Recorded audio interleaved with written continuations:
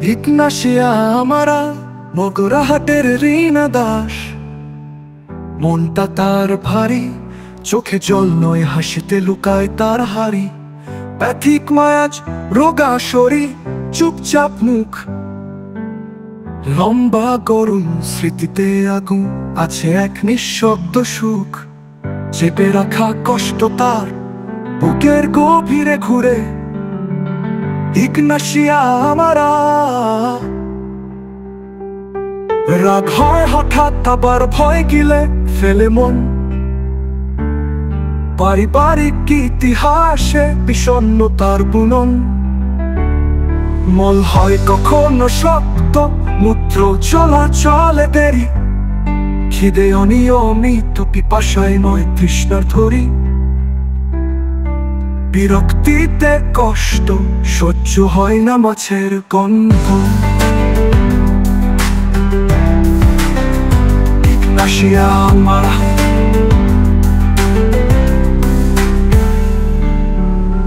ইচ্ছা করে বসে থাকি একা একটা জানলায়। অনিচ্ছা ভাতে ভালোবাসে কম মশলার খায়। ঘাম পড়ে পিঠে হাতে বরং কম।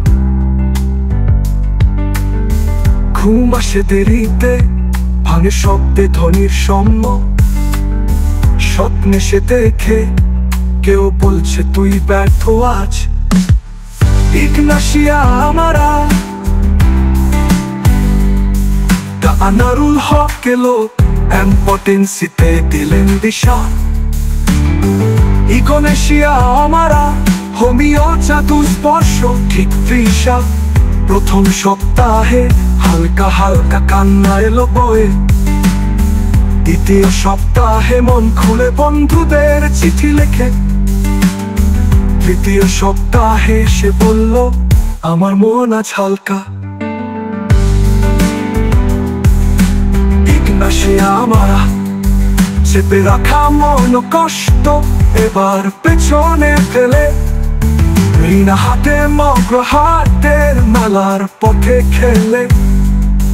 এই গল্প নয় গল্প, হোমিওপ্যাথির বাস্তব চিহ্ন। ডাক্তার আনারুল হক জানেন মনের গভীর চিহ্ন।